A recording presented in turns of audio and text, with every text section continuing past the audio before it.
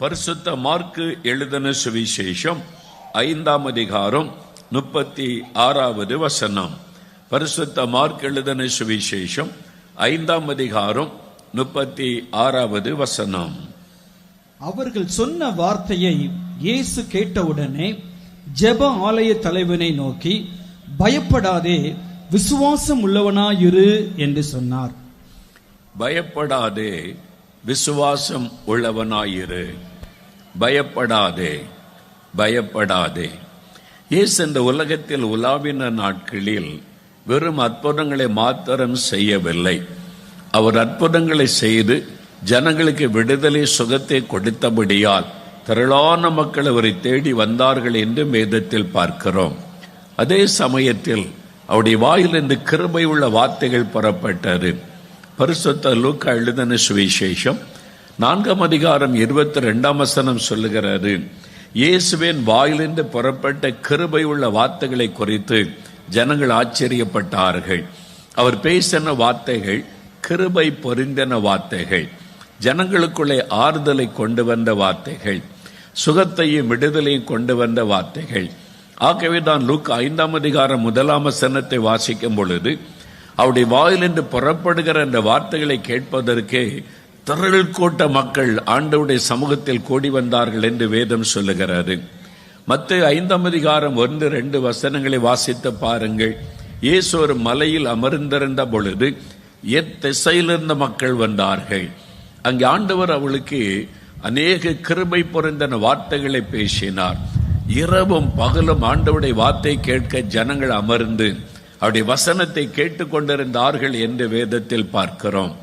ஏனென்றால் அவருடைய வாயிலிருந்து புறப்பட்ட கிருபை உள்ள வார்த்தைகள் காயப்பட்ட உள்ளங்களை ஆற்றி தேற்றுகிற வார்த்தைகள், வேதனையில் இருந்த மக்களுக்கு விடுதலை கொண்டு வந்த வார்த்தைகள்.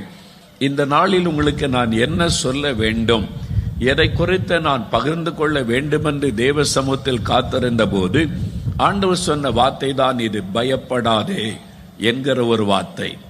பயப்படாதே, பயப்படாதே. ஆண்டவர் சொல்லுகிறார், என் மகனே பயப்படாதே, என் மகளே நீ பயப்படாதே. ஏன் இந்த வார்த்தை ஆண்டவர் சொல்லுகிறார்? ஏதோ ஒரு பயம் உங்களுடைய உள்ளத்தை காணப்படுகிறது. ஏதோ ஒரு பயத்தினால் பாதிக்கப்பட்டு இந்த இடத்தில் வந்திருக்கிறீர்கள். ஏதோ ஒரு பயத்தினால் காயப்பட்ட உள்ளத்தோடு இந்த வார்த்தை கவனித்துக் கொண்டிருக்கிறீர்கள். இயேசுடைய இருதயத்தையும் சூழ்நிலைகளை அறிந்தபடியினால் ஆண்டவர் சொல்லுகிறார், என் மகனே நீ பயப்படாதே. Fear not my son, fear not my daughter. ஆண்டவர் சொல்லுகிறார், என் மகளே நீ பயப்படாதே, என் மகனே நீ பயப்படாதே என்று ஆண்டவர் சொல்லுகிறார். ஏன் இந்த வார்த்தை ஆண்டவர் சொல்லுகிறார்? 1 யோவான் 4ஆம் அதிகாரம் 18வது வசனத்தை வாசிக்கும் பொழுது பயமானது வேதனை உள்ளது என்பதாக வேதம் சொல்லுகிறாரு. பயம் ஒரு மனிதனுக்குள் வந்துவிட்டால் அது அவனை வேதனைப்படுத்தி கொண்டிருக்கும். அவனால் நிம்மதியாய் தூங்க முடியாது, நிம்மதியாய் தன்னுடைய வேலைகளை கவனிக்க முடியாது. அந்த பயம் அவனை பாதிக்கிறபடியினால் ஒரு மகிழ்ச்சியோடு தன்னுடைய தொழிலையோ பொறுப்புகளையோ கவனிக்க முடியாது. அவனுடைய உள்ளத்தை இந்த பயம் பாதித்து கொண்டு வேதனைப்படுத்தி கொண்டே இருக்கும். எப்பொழுதும் அது அவனை பாதிக்கிறதாகவே இருக்கும். அது வேதனையை கொடுக்கக்கூடிய ஒன்று. எதை குறித்த பயமாகவும் இருக்கலாம். ஒருவேளை உங்களுடைய வியாதியை குறித்த பயம், அல்லது உங்களுடைய எதிர்காலத்தை குறித்த பயம், அல்லது உங்களுடைய தேவைகளை குறித்த ஒரு பயம், அல்லது உங்களுடைய பிள்ளைகளை குறித்த ஒரு பயம், அல்லது உங்களை சூழ்ந்து வந்திருக்கிற ஏதோ ஒரு பிரச்சனை குறித்த பயம், ஏதோ ஒரு பயம் அது உங்களை பாதிக்கிறது. உங்களுடைய சமாதானத்தை பாதிக்கிறது, தூக்கத்தை பாதிக்கிறது. அது வேதனை உள்ளது. ஆகவேதான் இயேசு சொல்லுகிறார், என் பிள்ளைகளே பயப்படாதிருங்கள் என்பதாய். இந்த உலகத்தில் பயமில்லாத மனிதர்களை காண்பது இன்றைக்கு அரிதாய் இருக்கிறது. சின்ன பிள்ளைகளிலிருந்து வயதானவர்கள் வரைக்கும் தேவேண்டுதல் செய்ய ஜெபிக்க வரும் பொழுது ஏதோ ஒரு பயத்தினால் பாதிக்கப்பட்டு வருகிற மக்களை எங்கும் பார்க்க முடிகிறது. ஆகவே தான் ஆண்டவர் நாம் பயத்தோடு வாழ்வதை விரும்பவில்லை. நாம் பயமில்லாத ஒரு மன மகிழ்ச்சியான வாழ்க்கை வாழ வேண்டும். ஆகவே தான் இயேசு இந்த உலகத்தில் மனிதனாய் அவதரித்த பொழுது இந்த உலகத்தின் மக்களுக்கு கொடுக்கப்பட்ட முதல் வார்த்தை பாருங்கள். லூக்கா 2ஆம் அதிகாரம் 10வது வசனத்தில் தேவ தூதர்கள் சொல்லுகிறார்கள், பயப்படாதிருங்கள். உங்களுக்காக இரட்சகர் பிறந்திருக்கிறார். வானத்தையும் பூமியை உண்டாக்கின தேவன் உங்களுடைய பயத்தை மாற்றி ஆசீர்வதிக்க இந்த உலகத்தில் மனிதனாய் அவதரித்து வந்திருக்கிறார். ஆகவே பயப்படாதீர்கள் என்ற வார்த்தை சொன்னார்கள். இயேசு தன்னை சிலுவையில் அறைவதற்கு அர்ப்பணித்துக் கொண்டார். அவர் சிலுவையில் மரித்து அவரை அடக்கம் பண்ணினார்கள். 3 நாள் கழிந்தது. நிறைய பேருக்குள்ள பயம். இயேசு கிறிஸ்துவை பின்பற்றினவர்களுக்கு இயேசுவை கொலை செய்து அடக்கம் பண்ணி விட்டார்களே, அவ்வளவுதானோ என்பதாய். மார்க் 16:6 இயேசு உயிர்த்தெழுந்தவுடன் இந்த உலகத்திற்கு சொல்லப்பட்ட முதல் வார்த்தை, தேவதூதர்கள் சொல்லுகிறார்கள், பயப்படாதிருங்கள், இயேசு உயிரோடு இருக்கிறார். மரணத்தை ஜெயித்து உயிரோடு எழுந்தார். ஆகவே பயப்படாதிருங்கள் என்ற வார்த்தையை சொன்னார்கள். இன்றைக்கு ஆண்டவர் அதே காரியத்தை சொல்லுகிறார், என் பிள்ளைகளை பயப்படாதிருங்கள் என்பதாக. வேத புஸ்தகத்தில் யோவான் 14:27 இயேசு சொல்லும் பொழுது, உங்கள் இருதயம் கலங்காமலும் பயப்படாமலும் இருப்பதாக. உங்களுடைய இருதயத்துக்குள் ஒரு கலக்கம், உங்களுடைய இருதயத்துக்குள் ஒரு பயம், ஒரு காரியத்தை நினைத்தவுடனே ஒரு கலக்கம் வருகிறது. ஒரு குறிப்பிட்ட காரியத்தை நினைத்தவுடன் ஒரு வேதனை, பயம் உண்டாகிறது. ஆண்டவர் சொல்லுகிறார், உங்களுடைய இருதயம் கலங்காமலும் பயப்படாமலும் இருப்பதாக. அந்த ஆண்டவர் தான் சொல்லுகிறார், பயப்படாதிருங்கள் என்பதாக. நாம் பயத்தோடு வாழ்வதை கர்த்தர் விரும்பவில்லை. நம்முடைய இருதய பயம் கலக்கத்தை மாற்ற விரும்புகிறார் என்று சொன்னால், பின் ஏன் பயம் வருகிறது? பயம் ஒரு மனிதனுக்குள் உண்டாக காரணம் என்ன? பயம் ஒரு மனிதனுக்குள் எப்படி வருகிறது? என்னென்ன காரியங்கள் பயத்தை கொண்டு வருகிறது? வேத புஸ்தகத்திலிருந்து ஒரு 3 காரியங்களை உங்களுக்கு ஞாபகப்படுத்த நான் விரும்புகிறேன். அது உங்களை குறித்த காரியம், உங்களுடைய இருதயத்தில் காணப்படுகிற பயத்தை குறித்த காரியம், உங்களுடைய உள்ளத்துக்குள் காணப்படுகிற ஒரு கலக்கத்தை குறித்த காரியம். ஏன் பயம் நம்மை தாக்குகிறது? பயம் எப்படி நமக்குள் வருகிறது? முதலாவது, பயம் எப்படி இந்த உலகத்திற்குள் வந்தது என்கிற காரியத்தை இந்த வேத புஸ்தகம் தெளிவாய் சொல்லுகிறது. ஆதியாகமம் 3:10 வாசிக்க கேட்போம். வேத புஸ்தகத்தில் ஆதியாகமம் 3:10. அதற்கு அவன், நான் தேவரீருடைய சத்தத்தை தோட்டத்திலே கேட்டு நான் நிர்வாணியாய் இருப்பதினால் பயந்து ஒளித்து கொண்டேன் என்றான். பயந்து நான் ஒளிந்து கொண்டேன் என்றான். பயம் எப்படி இந்த உலகத்துக்குள் வந்தது? அதை இந்த வேத புஸ்தகம் தெளிவாய் சொல்லுகிறாரு. ஆதியாகமம் முதல் 2 அதிகாரங்களை நீங்கள் வாசிக்கும் பொழுது, ஆண்டவர் வானத்தையும் பூமியை உண்டாக்கின தேவன் இந்த அழகான உலகத்தை, பிரம்மாண்டமான இந்த உலகத்தை அழகாக சிருஷ்டித்த விதம் எழுதப்பட்டு இருக்கிறது. அவர் ஒவ்வொன்றையும் பார்த்து பார்த்து அவர் உண்டாக்கினார். மனிதன் சந்தோஷமாய் மன மகிழ்ச்சியாய் இந்த உலகத்தில் வாழ வேண்டும் என்று மனிதர்களுக்காகவே இந்த பூமியை கர்த்தர் உண்டாக்கினார் என்று வேதம் சொல்லுகிறாரு. அவர் வானாதி வானங்களும் கொள்ளாதவர். அவர் பரலோகத்தில் வாசம் பண்ணுகிற தேவன். ஏன் அவர் இந்த பூமியை உண்டாக்க வேண்டும்? தான் சிருஷ்டிக்க போகிற மனிதன் இந்த பூமியில் மகிழ்ச்சியாய் வாழ வேண்டும் என்று ஆண்டவர் எல்லாவற்றையும் அழகாய் சிருஷ்டித்தார். முழு உலகத்தையும் பார்த்து பார்த்து ஆண்டவர் உண்டாக்கி, அதன் பிறகு கடைசியில் மனிதனை உண்டாக்கினார். எல்லாவற்றையும் ஒரு வார்த்தையில் ஆண்டவர் உண்டாக்கினார். வானம் உண்டாக கடவது, சூரிய சந்திரன் உண்டாக கடவது, பூமி உண்டாக கடவது. ஒரு வார்த்தை அதை சிருஷ்டித்தது. அவருடைய வார்த்தைக்கு சிருஷ்டிக்கிற வல்லமை உண்டு. தன் வார்த்தையினால் எல்லாவற்றையும் சிருஷ்டித்தார். ஆனால் மனிதனை உண்டாக்கும் பொழுது மனிதன் உண்டாக கடவது என்று ஆண்டவர் சொல்லவில்லை. வேதம் சொல்லுகிறது, தன்னுடைய கரத்தினால் மனிதனை உருவாக்குகிறார். மண்ணை எடுத்து பிசைந்து மனிதனை உண்டாக்கி அவனுடைய நாசியில ஜீவ சுவாசத்தை ஊதினார். அவன் ஜீவ ஆத்மாவானான் என்று எழுதப்பட்டிருக்கிறார். ஏனென்றால் மனிதனை தமது சாயலில் அவர் உண்டாக்கினார் என்று வேதம் சொல்லுகிறாரு. அப்படி கர்த்தர் மனிதனை தம்முடைய சாயலில் உண்டாக்கி ஜீவ ஆத்மாவை அவனுக்குள்ளே வைத்து அழகான ஒரு தோட்டத்தில் கொண்டு வந்து வைத்தார்.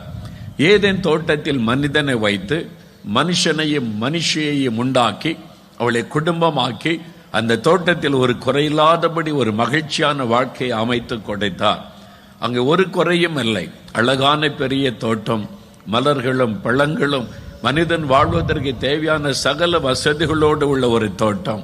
இங்கே நீங்கள் மகிழ்ச்சியோடு வாழ்ந்திருக்கலாம் என்று ஒவ்வொரு நாள் மாலை நேரமும் ஆண்டவர் அவர் குளிர்ச்சியான வேளையில் தேவனாகிய கர்த்தர் பரலோகத்திலிருந்து இறங்கி வருவார்.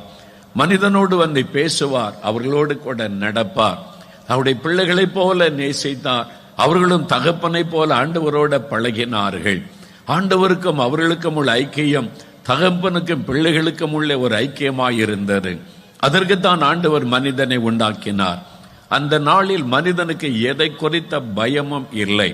அன்றைக்கு வியாதி குறித்த பயம் மனிதனுக்கு இல்லை, அசுத்தாவி குறித்த பயம் இல்லை, மிருகங்களை குறித்த பயம் இல்லை, மரணத்தை குறித்த பயம் இல்லை, எதிர்காலத்தை குறித்த பயம் இல்லை, தேவைகளை குறித்த பயம் இல்லை.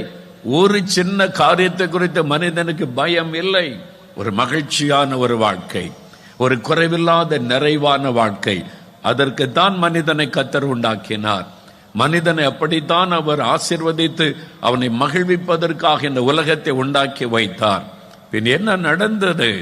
பொல்லாத பிசாசானவன், தேவதூதனாய் இருந்த பிசாசாய் மாறிப்போன சாத்தான் தூரத்தில் இருந்ததை கவனித்தான். தேவன் மனிதர்களோடு அவ்வளவு அன்பாய் இருக்கிறார், சந்தோஷமாய் இருக்கிறார், அதை கெடுக்க வேண்டும். மனிதனுடைய மகிழ்ச்சியை கெடுத்தால் ஆண்டவருடைய உள்ளம் துக்கப்படும். மனிதனை பாவத்துக்குள்ளாக்கிவிட்டால் தேவனோட ஐக்கியம் துண்டிக்கப்படும். அதை சாத்தான் அறிந்திருந்தபடியினால் தந்திரமாய் ஏதேன் தோட்டத்துக்குள்ளே நுழைந்து கீழ்ப்படியாமை என்கிற ஒரு பாவத்தை கொண்டு வந்தான். அவளை கீழ்ப்படிய கூடாதபடி செய்து பாவம் செய்ய வைத்து விட்டான். தேவனுடைய வார்த்தை மீறி நடந்து பாவம் செய்தவுடன் பயம் உள்ளத்தில் வந்தது. அங்குதான் பயம் உள்ளத்திலே நுழைகிறது. மனிதனுக்குள் பயம் வந்ததற்கு காரணம் பாவம். மனிதனுக்குள்ளே பாவத்தை கொண்டு வந்தது பொல்லாத பிசாசு. பாவத்தை கொண்டு வந்து மனிதனுடைய வாழ்க்கையிலே பயத்தை நுழைய பண்ணினான். அதுதான் வேதம் சொல்லுகிறது. ஆதியாகமம் 3ஆம் அதிகாரத்தில் தேவனோடு கூட பழகி நடந்து மகிழ்ச்சியோடு வாழ்ந்த மனிதன் தேவனை சந்திக்க பொழுது பயப்படுகிறான். ஐயோ, நான் பாவம் செய்து விட்டேன், ஐயோ இந்த பாவம் என் வாழ்க்கையிலே வந்துவிட்டது, நான் தேவனுடைய கட்டளையை மீறிவிட்டேன், எப்படி அவரை சந்திப்பது, எப்படி அவரோடு பேசுவது? பயம் அவனுடைய உள்ளத்தை வாதித்தது. பாவம் தான் மனுக்குலத்துக்குள்ளே பயத்தை கொண்டு வந்தது. சாத்தான் தந்திரமாக மனிதனை பாவம் செய்ய வைத்து அந்த பயத்திற்கு அடிமையாக்கினான். அந்த பயம் தொடர்ந்து இன்றைக்கு வரைக்கும் பலவிதமான பயங்களாக மனிதனை ஆட்கொண்டு வருகிறது. பாவம் ஒரு மனிதனுக்குள்ளே பயத்தை கொண்டு வரும். இந்த பயத்தில் இந்த மனிதனை விடுதலையாக்க வேண்டும் என்றுதான் தேவன் மனிதனாக இறங்கி வந்து இந்த பாவத்திற்கு ஒரு முடிவை உண்டாக்கி மனிதனுக்கு விடுதலை கொடுக்க விரும்பினார். எனக்கு அன்பானவர்களே, அநேக ஆண்டுகளுக்கு முன்பாக நானும் ஒரு ஊழியக்காரரும் ஒரு கிராமத்தில் ஊழிய செய்ய கடந்து சென்றிருந்தோம். இரவு நேரத்திலே கூட்டத்தில் தேவனுடைய வார்த்தையை பகிர்ந்து கொண்டோம். பகல் நேரத்தில் சில மக்கள் ஜெபம் பண்ண வருவார்கள். அப்படி வந்த சமயம் ஒரு சகோதரி வந்து தன்னுடைய வியாதி, தன் குடும்பத்தில் இருக்கிற பிரச்சனை, பிள்ளைகளை குறைத்த பிரச்சனை, பல காரியத்தை துக்கத்தோடு பகிர்ந்து கொண்டார்கள். ஐயோ, இத்தனை பாரங்கள் வேதனைகளுடைய உள்ளத்தில் இருக்கிறதே, ஆண்டவர்களுக்கு அற்புதம் செய்ய வேண்டும் என்று ஜெபிக்க கரத்தை நீட்டின பொழுது ஆண்டவருடைய ஆவியானவர் பேச ஆரம்பித்தார். உங்கள் ஜெபத்தை கேட்டு நான் இவளை ஆசீர்வதிக்க முடியாது, உங்களுடைய ஜெபத்தை கேட்டு நான் இவளுக்கு அற்புதம் செய்ய முடியாது. அந்த வார்த்தையை கேட்ட உடனே அதிர்ந்து போன. ஏன் ஆண்டவரே, உம்மை தேடி வந்திருக்கிறாங்க, எவ்வளவு பாரத்தோடு வந்திருக்கிறாங்க. வியாதி ஒரு பக்கம், பிள்ளைகளுடைய வாழ்க்கையில பிரச்சனை ஒரு பக்கம், கணவரால் நெருக்கப்பட்ட வேதனை ஒரு பக்கம். 10 ஆண்டுகளுக்கு முன்பாக இவள் இப்படி ஒரு பாவத்தை செய்தவள். அந்த பாவம் இவளை தொடர்ந்து வந்து கொண்டு இருக்கிறது. அந்த பாவத்தின் நிமித்தம் அவளுடைய வாழ்க்கை பாதிக்கப்பட்டு இருக்கிறது. தன் பாவத்தை உணர்ந்தவள் மனம் திரும்பவில்லை. பின் எப்படி நான் ஆசீர்வதிக்க முடியும்? இந்த பாவத்தோடு நான் எப்படி ஆசீர்வாதத்தை அருள முடியும்? என் ஆண்டவர் பேசினார். ஆகவே ஜெபிக்கிறதை நிறுத்திவிட்டு, சகோதரி, 10 ஆண்டுகளுக்கு முன்பாக உங்க வாழ்க்கையில் இப்படி ஒரு காரியம் நடந்ததா? இப்படி ஒரு பாவத்திற்கு நீங்கள் இடம் கொடுத்தீர்களா? அந்த வார்த்தையை கேட்ட உடனே அவருடைய முக ரூபம் மாறிவிட்டது. பயம், ஒரு திகில், கைகள் நடுங்க ஆரம்பித்தது. ஏனென்றால் வேறு யாருக்கும் தெரியாது, வேறு யாரும் அதை அறிய மாட்டார்கள். 10 ஆண்டுகளுக்கு முன்பா என் வாழ்க்கையில நடந்த ஒரு சம்பவம் அது. ஒரே ஒரு முறை நான் பாவம் செய்து விட்டேன். என் கணவருக்கு தெரியாது, என் பிள்ளைகளுக்கு தெரியாது, யாரும் அதை அறிய மாட்டார்கள். ஒரே ஒரு முறை தானே பாவம் செய்தேன் என்று நான் அதை அப்படியே விட்டுவிட்டேன். இப்ப பக்தியா இருக்கிறேன், சர்ச்சுக்கு போகிறேன், ஜெபம் பண்ணுகிறேன், எல்லாம் செய்கிறேன். ஆனால் அந்த பாவத்தை தேவன் இப்பொழுது ஞாபகப்படுத்துகிறார். ஏன்? ஒரு மனிதன் தன் பாவத்தை விட்டு மனம் திரும்பி இயேசு கிறிஸ்துவின் ரத்தத்தினால் கழுவப்பட்ட அனுபவத்தை பெறும் வரைக்கும் அந்த பாவம் தொடரும். வேதம் சொல்லுகிறது, உங்களுடைய பாவங்கள் உங்களை தொடர்ந்து பிடிக்கும். ஒரு நாள் நீங்கள் செய்த பாவம் உங்களை தொடர்ந்து வந்து கொண்டே இருக்கும் என்று வேதம் சொல்லுகிறது. உங்களுடைய வாலிப நாட்களில் நீங்கள் செய்த பாவங்கள் உங்களை தொடர்ந்து வந்து கொண்டிருக்கிறது. இன்றைக்கே பாவம் செய்ய பலன் இல்லாமல் போயிருக்கலாம், நீங்கள் மறந்து போயிருக்கலாம். ஆனால் இந்த பாவம் தொடர்ந்து கொண்டே இருக்கும் என்பதாய் வேத வசனம் சொல்லுகிறது. எதுவரைக்கும் தொடரும்? தன் பாவத்தை உணர்ந்து மனம் திரும்பி இயேசு கிறிஸ்துவினால் ரட்சிப்பின் அனுபவத்தை பெறும் வரைக்கும் அந்த பாவம் தொடர்ந்து கொண்டேதான் இருக்கும். நீங்கள் செய்த பாவம் 10 ஆண்டுகளுக்கு முன்பாய், 15 ஆண்டுகளுக்கு முன்பாய், 25 வருஷத்துக்கு முன்னால் நான் செய்தேன் வாலிப நாட்களில், இப்ப அதெல்லாம் இல்லை. அப்படி சொன்னாலும் அந்த பாவத்தை விட்டு மனம் திரும்பின அனுபவத்தை நீங்கள் பெற்றிருக்க வேண்டும். அல்லது அந்த பாவம் உங்களை தொடர்ந்து கொண்டேதான் இருக்கும் என்று தேவனுடைய வார்த்தை சொல்லுகிறது. நடுங்கினார்கள், பாவம் கொண்டு வந்த பயம். அதே சமயத்தில் ஒரு மனிதன் மனம் திரும்பி தன் பாவத்தை உணர்ந்து இயேசுவே என் பாவத்தை மன்னியும் என்று அறிக்கை இடும் பொழுது இயேசு கிறிஸ்துவின் ரத்தம் சகல பாவங்களை நீக்கி மனிதனை சுத்திகரிக்கிறது. பல வருஷத்துக்கு முன்னால் இந்த கோயம்புத்தூர் சிறைச்சாலையிலிருந்து எங்களுக்கு ஒரு கடிதம் வந்தது. அந்த சிறைச்சாலையிலே கைதியாக இருந்த ஒரு சகோதரன், அவருடைய பெயர் ராஜேந்திரன் என்பது, ஒரு கடிதம் எழுதியிருந்தார். எங்களுக்கு யாரோ ஒருவர் இயேசுவுடைய பத்திரிகையை சிறைச்சாலையிலே கொடுத்திருக்கிறாங்க. அதை வாசித்து விட்டு அந்த கடிதத்தை எழுதியிருந்தார். அதாவது சிறைத்துறை அதிகாரிகளுடைய கண்காணிப்பிலே பார்த்து அந்த சீல் குத்தி அந்த கடிதத்தை அனுப்புவார்கள். கார்டுல தான் எழுதணும், போஸ்ட் கார்டில். அப்போ அவங்களுடைய சீலோடு அந்த கடிதம் வரும். சிறைச்சாலைன்னு ஒரு கடிதம் வந்திருக்கிறது என்று நான் வாசித்தேன். ராஜேந்திரன் என்கிற ஒரு தம்பி எழுதியிருந்தார். நான் ஒரு வாலிபன், கோயம்புத்தூர் சிறைச்சாலையில விசாரணை கைதியாக நான் இருக்கிறேன். ஒரு குற்றவாளியாக, கைதியாக, ஒரு கொலை குற்றவாளியாக நான் இந்த விசாரணை கைதியாக சிறைச்சாலையில் நான் இருக்கிறேன். இங்கு வந்த பிறகு இயேசுவை பற்றி நான் அறிந்தேன். இப்பொழுது நான் ரட்சிக்கப்பட்ட கிறிஸ்தவன் என்பதான ஒரு வார்த்தை அவர் எழுதியிருந்தார். அதுதான் என்னை தொட்டது. நான் ரட்சிக்கப்பட்ட கிறிஸ்தவன் என்ற வார்த்தை எழுதியிருந்தார்.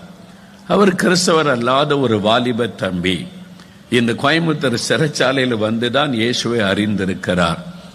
அதனால இவரை பார்க்க வேண்டும் என்று எனக்கு ஒரு ஆவல் எழுந்தது. அந்த நாட்களிலே நானும் என் மனைவியும் அவரை பார்க்க கோயம்புத்தூர் வந்தோம். முறையாக சிறைச்சாலை அதிகாரிக்கு கடிதம் கொடுத்து இந்த கைதியாக இருக்கிற தம்பியை பார்க்க வேண்டும் என்று அவர்களும் எங்களுக்கு பெர்மிஷன் கொடுத்து அவளை சந்திக்கிற வாய்ப்பு கிடைத்தது. நாங்கள் போய் அவனை சந்தித்தோம். நானும் என் மனைவியும் போய், அழகான ஒரு வாலிபன், ஒரு 20 வயது இருக்கும், சௌந்தரியமான ஒரு வாலிபன், இளம் வாலிப தம்பி. நான் அவனை பார்த்து ஆச்சரியப்பட்டு அவனோடு பேசினேன். எப்படி எங்களுடைய முகவரி தெரியும்? இந்த ஜெயிலுக்குள்ள வந்த ஒரு ஊழியக்காரர் இயேசுடைய பத்திரிகையை கொடுத்தார். அதை வாசித்து தான் உங்களுக்கு கடிதம் எழுதினேன் என்பதாய். சரி, ஏன் நீங்கள் ஜெயிலுக்கு வந்தீங்க, உங்களுக்கு என்ன காரியம் என்று நான் விசாரித்த பொழுது இந்த வாலிப தம்பி சொன்ன ஒரு காரியம், ஐயா, நான் ஒரு கிராமத்தை சார்ந்தவன், சீக்கிரமாய் பணக்காரன் ஆக வேண்டும் என்று சில நண்பர்கள், சில வாலிபர்கள் ஒன்று சேர்ந்து திட்டமிட்டார்கள். நானும் அந்த தவறான நண்பர்களோடு சேர்ந்து விட்டேன். வா, நம்ம சேர்ந்து சீக்கிரமாய் பணக்காரன் ஆகலாம். அதற்கு என்ன பண்ணுவது? திருடுவது.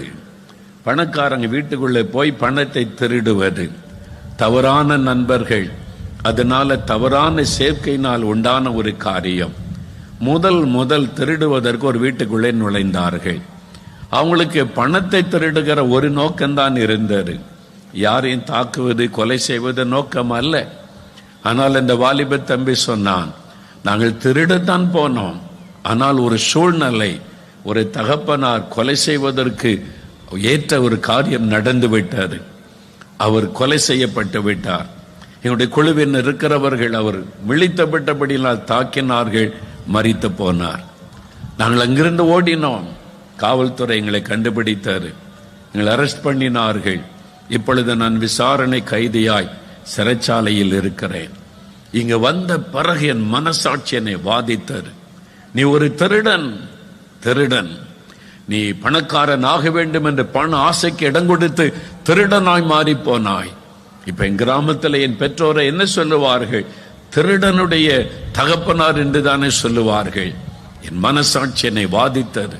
ஐயோ, நான் பாவம் செய்துட்டேனே, ஒரு கொலை குற்றத்துக்கும் ஆளாகிவிட்டேனே, இந்த நண்பர்களோடு தவறான நண்பர்களோடு சேர்ந்து கொலையாளியும் ஆகிவிட்டேனே. எல்லாரும் என்ன சொல்லுவாங்க? கொலைகாரனுடைய குடும்பம் என்று சொல்லுவார்களே. மனசாட்சி அவனை வாதித்ததினால் இரவும் பகலும் அழுது கொண்டே இருப்பானா. சிறைச்சாலையில சாப்பிட மனமில்லை, தூங்க முடிவதில்லை. மனசாட்சி அவனை குற்றப்படுத்தி வாதித்தது. அந்த பாவம் அவனை வேதனைப்படுத்தினது. ஒரு பயம் அவனுடைய உள்ளத்தை ஆட்கொண்டது. என்ன நடக்கும், அடுத்து என்ன தீர்ப்பு வரும், அடுத்து என்னுடைய எதிர்காலம் என்ன, எல்லாம் முடிந்தது. பயம். இன்னொரு பக்கம் மனசாட்சியினுடைய வேதனை. அதில் கலங்கி கொண்டிருந்த போது யார் என் பாவத்தை மன்னிப்பாங்க? இதிலிருந்து யார் எனக்கு விடுதலை தரக்கூடும்? இனிமேல் நான் நிம்மதியாய் வாழ முடியுமா? இந்த பாவம் என்னை தொடர்ந்து வந்து என்னை வாதிக்கிறதே என்று கலங்கினான். அப்பதான் ஒரு ஞாயிற்றுக்கிழமை அந்த ஜெயிலுக்குள்ளே அந்த நாட்களிலே ஒரு ஊழியர் அங்கே போய் ஆராதனை நடத்துவார். விரும்பினவர்கள் அந்த ஆராதனையில பங்கு பெறலாம். அந்த காலத்தில் அதுக்கு அனுமதி பெற்று போய் ஆராதனை நடத்துகிறவர்கள் இருந்தார்கள். அந்த மாதிரி அவர் ஆராதனை நடத்தும் பொழுது விரும்பின கைதிகள் போய் அதில் பங்கு பெறுவார்கள்.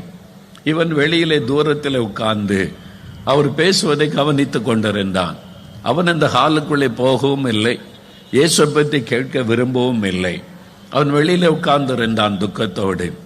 அந்த ஊழியக்காரர் பிரசங்கிக்கும் போது சொன்னார், எவ்வளோ பெரிய பாவமா இருந்தாலும் இயேசு உங்களை மன்னிக்க முடியும். அவர்தான் மனிதனுடைய பாவத்தை சிலுவையில சுமந்தவர். அவரால் உங்களை மன்னித்து உங்களுடைய குற்ற மனசாட்சியை மாற்றி சமாதானம் தர முடியும். அவர் பாவத்தை மன்னித்து மறந்து விடுகிற தேவன் என்று அவர் பிரசங்கித்த வார்த்தையினுடைய உள்ளத்தை தொட்டது. என் பாவத்தை மன்னிக்க ஒரு கடவுள் இருக்கிறாரா? என் பாவத்தை அவர் மன்னிப்பாரா? என் உள்ளத்தில் இருக்கிற இந்த பயம் குற்ற மனசாட்சியை மாற்றி எனக்கு சமாதானம் தருகிற ஒரு கடவுள் இருக்கிறாரா? அறிந்து கொண்டான். அந்த ஊழியரிடத்தில் ஓடினான். ஐயா, என்னுடைய நிலைமை இதுதான், என் மனசாட்சி என்னை வாதிக்கிறது, சமாதானம் இல்லை, பயம் என் உள்ளத்தை வாட்டுகிறது. இந்த இயேசு, நீங்க சொல்லுகிற இயேசு என்னை மன்னிப்பாரா? நான் இவ்வளவு பெரிய பாவத்தை செய்துட்டேனே, நான் தினந்தோறும் அழுது கொண்டிருக்கிறேன், என்னை மன்னிப்பாரா? எனக்கு சமாதானம் கிடைக்குமா?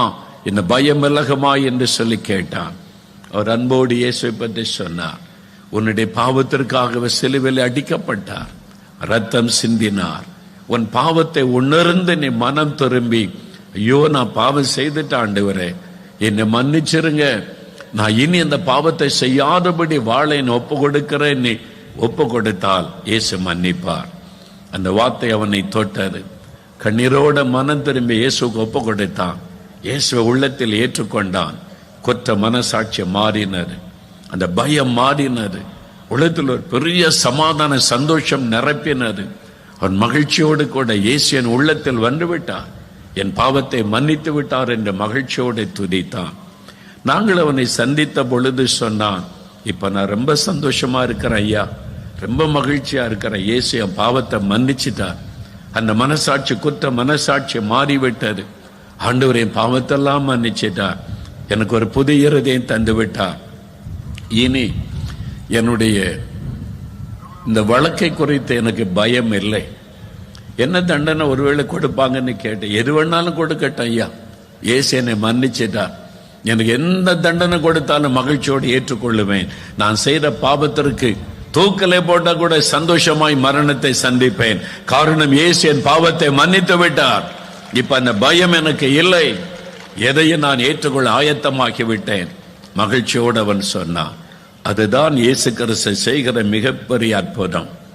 ஏதோ ஒரு பாவம் உடைய மனசாட்சியை வாதித்துக் கொண்டிருக்கிறாரு. வாலிப நாட்களிலே நீங்கள் செய்த பாவம் தொடர்ந்து கொண்டிருக்கிறது. ஏதோ ஒரு பாவம், ஏதோ ஒரு அக்கிரமம், ஏதோ ஒரு மீறுதல் உடைய மனசாட்சியை வாதித்து குற்றப்படுத்திக் கொண்டிருக்கிறது. அந்த பயம் உடைய உள்ளத்தை விட்டு விலகணும். குற்ற மனசாட்சியை மாறணும். மெய்யான சமாதானம் உள்ளத்தில் உண்டாகணும். உங்களுடைய பாவத்தை மன்னிக்க இயேசு கிறிஸ்து மாத்திரம்தான் முடியும். அவர் உங்களுடைய பாவத்தை மன்னித்து அந்த பயத்திலிருந்து விடுதலையாக்கி மகிழ்ச்சியை உங்களுக்கு கொடுக்க விரும்புகிறார். அதற்குத்தான் ஆண்டவர் சொல்லுகிறார், என் பிள்ளைகளை பயப்படாதிருங்கள். பாவத்தின் நிமித்தம் பாதிக்கப்பட்டு விட்டீர்களா? உங்களுடைய பரிசுத்தம் பாதிக்கப்பட்டு விட்டதா? மனசாட்சியை வாதிக்கிறதா? நான் உங்களை மன்னிக்கிற தேவன். உங்களை குற்ற மனசாட்சியை மாற்றி மெய்யான சமாதானத்தை தருகிற தேவன். பயப்படாதிருங்கள் என்று ஆண்டவர் உங்களுக்கு சொல்லுகிறார். இன்னைக்கு உங்களை ஒப்பு கொடுத்தால் அந்த பயம் உங்களை விட்டு விலகி ஒரு பெரிய மாற்றம் உண்டாகும். இரண்டாவது, பயம் ஒரு மனிதனுக்குள்ளே வருவதற்கு இன்னொரு காரணம் இருக்கிறது. பரிசுத்த மத்தேயு எழுதின சுவிசேஷம் 14ஆம் அதிகாரம் 30-31 வசனங்களை வாசிக்க கேட்போம். மத்தேயு 14ஆம் அதிகாரம் 30-31 வசனங்கள். காற்று பலமாய் இருக்கிறதை கண்டு பயந்து அமிழ்ந்து போகையில், ஆண்டவரே என்னை ரட்சியும் என்று கூப்பிட்டான். உடனே இயேசு கையை நீட்டி அவனை பிடித்து, அற்ப விசுவாசியே, ஏன் சந்தேகப்பட்டாய் என்றார். இங்கே ஒரு வசனம் சொல்லுகிறது, காற்று பலமாயிருக்கிறதை கண்டு பயந்து அமிழ்ந்து போகையில். பயத்தினாலே நீங்கள் அமிழ்ந்து கொண்டிருக்கலாம். பயம் உடைய வாழ்க்கையை அழித்துக் கொண்டிருக்கலாம். ஏதோ ஒரு காரியம் பயத்தை உண்டாக்கி அமிழ்ந்து கொண்டிருக்கிற சூழ்நிலை உண்டாயிருக்கலாம். இங்கே இயேசு தன்னுடைய சீஷர்களை படகில் அக்கறைக்கு போகும்படி சொன்னார். கலிலேயா கடலில் அவர்கள் பிரயாணப்பட்டு படகிலே போன சமயம் எதிர்காற்றாக இருந்தபடியால் பாதிக்கு மேல் தாண்ட முடியவில்லை. நடுக்கடலில் அகப்பட்டு கொண்டார்கள். இரவு நேரம், எங்கும் இருள் சூழ்ந்திருக்கிறது. பெரும் காற்று வீசுகிறது. படகை முன்னுக்கு செலுத்த முடியவில்லை. கடல் கொந்தளிக்கிறது. படகு அமிழ்ந்து விடுமோ என்கிற சூழ்நிலை. இயேசு அதை அறிந்து அவர் தனித்து பிதாவோடு பேசிக் கொண்டிருந்தார். இயேசு அதை கவனித்து கடலின் மீது நடந்து அவள் அருகிலே வந்தார். அது இயேசுதான் என்று அறிந்தவுடன் பேதுரு கேட்க சொல்லுகிறார், ஆண்டவரே, நீரேயானால் நானும் கடலின் மீது நடக்க எனக்கு உதவி செய்யும். ஆண்டவர் உடனே வா என்று சொன்னார். பேதுருக்கு பெரிய சந்தோஷம். இந்த படகில் இருந்த ஆபத்து, இது எந்த நேரத்தில் அமிழ்ந்து போகலாம். காற்று வீசுது, கடல் கொந்தளிக்குது, படகு தத்தளிக்குது. இயேசு கிறிஸ்து கிட்ட போயிட்டா சேஃபா இருக்கலாம்னு சொல்லி படகை விட்டு மெதுவாக இறங்கி, எவ்வளவு பயத்தோட இயேசுவையே பார்க்கிறார். என கடலின் மேல கால் வைக்கணுமே. முன்னால நிற்கிற இயேசு அவனை வா என்று அழைத்து கொண்டு நிற்கிறான். இயேசுவை பார்த்து கொண்டு மெதுவாய் காலை எடுத்து வைத்து நடந்தார். சில அடிகள் வந்த பிறகு அவருக்கு சந்தோஷம். நானும் கடல் மேல நிற்கிறேன். இந்த கடல் என்னை மூழ்கடிக்கவில்லை. கடல் அலைகள் என்னை மூழ்கடிக்கவில்லை. அந்த பிரச்சனை அலைகளுக்கு மத்தியில் நான் நிற்கிறேன். இயேசுவையே பார்த்து கொண்டிருக்கிறார். திடீரென்று கொஞ்சம் அந்த பக்கம் திரும்பி பார்த்தார். திரும்பி பார்த்தால் காற்று வீசுகிறாரு, கடல் கொந்தளிக்கிறாரு, படகு தத்தளிக்கிறாரு. அமிழ்ந்து விடுகிற சூழ்நிலையில சீஷர்களாம் பதறி கொண்டிருக்கிறாங்க. காற்று பலமாயிருக்கிறதை கண்டபோது பயம். இயேசுவை பார்த்து கொண்டிருக்கும் மறைக்கும் பயம் இல்லை. இயேசு மீது கண்களை பதித்திருக்கும் மறைக்கும் பயம் வரவில்லை. அவர் இயேசு என் முன்னால் நின்று கொண்டிருக்கிறார். அவரையே பார்த்து கொண்டு நடக்க மறைக்கும் எதை குறித்த பயம் இல்லை. கொஞ்சம் கண்ணை இந்த பக்கம் திருப்பி பார்த்தார். சூழ்நிலை, ஐயோ பெரும் காற்று வீசுகிறது, கடல் கொந்தளிக்கிறது, படகு தத்தளிக்கிறது. சூழ்நிலைகளை பார்த்தவுடன் பயம் உள்ளத்தில் வந்தது. காற்று பலமாயிருக்கிறதை கண்டு பயந்து, பயம் வந்தவுடனே அமிழ்ந்து போகிற நிலைமை. அமிழ்ந்து போனார். ஆண்டவரே என்னை ரட்சியும், நான் கடலுக்குள்ளே மூழ்கி கொண்டிருக்கிறேன். அவர் செய்த ஒரே ஒரு நல்ல காரியம், இயேசுவை நோக்கி கூப்பிட்டார், இயேசுவே ரட்சியும் என்பதாய். உடனே இயேசு தன் கரத்தை நீட்டி தூக்கி எடுத்தார் என்பதாய் இந்த பகுதியிலே நாம வாசிக்கிறோம். பயம் வந்ததற்கு காரணம் சூழ்நிலைகள். இன்னைக்கு உங்களுடைய வாழ்க்கையில் உங்களுடைய சூழ்நிலைகள் உங்களை பயப்படுத்தி கொண்டு இருக்கிறது. ஒரு சின்ன வியாதின்னு நினைச்சுதான் ஆஸ்பத்திரிக்கு போனோம். ஆனா அங்க சொல்றாங்க எம்ஆர்ஐ எடுங்கன்றாங்க, பிளட் டெஸ்ட் பண்ணுங்கன்றாங்க, இந்த டெஸ்ட் அந்த டெஸ்ட், இந்த ஸ்கேன்ல எல்லாம் ரிப்போர்ட் கொண்டு வாங்கன்றாங்க. எல்லாம் பார்த்துட்டு நாங்க பிறகுதான் சொல்ல முடியுன்றாங்க. பயமா இருக்குது. ஏதோ ஒரு சின்ன வலி, சின்ன வேதனை நீ வந்தா இவ்வளவு பெரிய பிரச்சனையா? பயம். சூழ்நிலைகள் பயத்தை கொண்டு வருகிறது. ஒரு சின்ன பிரச்சனை நீ நினைச்சேன், இன்னைக்கு பிள்ளைகளுடைய வாழ்க்கையில புயல் வீசுகிறது. குடும்பமே உடைந்து விடக்கூடிய அளவிற்கு புயல் வீசுகிறது. பெரும் காற்று வீசுகிறது. எங்க குடும்பத்துக்கு விரோதமாக கடல் கொந்தளித்து புயல் வீசுகிறது. கடன் பிரச்சனை ஒரு பக்கம், மனிதரால் வருகிற பிரச்சனை ஒரு பக்கம், பொல்லாத ஆவியினால் உண்டாகிற போராட்டம் ஒரு பக்கம். எல்லா பக்கத்திலும் சுழல் காற்று சுழன்று அடிக்கிறது. ஐயோ, என்ன செய்வதென்று தெரியவில்லை. சூழ்நிலைகளை குறித்த பயம். அந்த பயத்தோடு இந்த இடத்தில் நீங்கள் வந்திருக்கலாம். என் குடும்பத்திற்கு ஏன் இப்படிப்பட்ட பிரச்சனை, போராட்டங்கள்?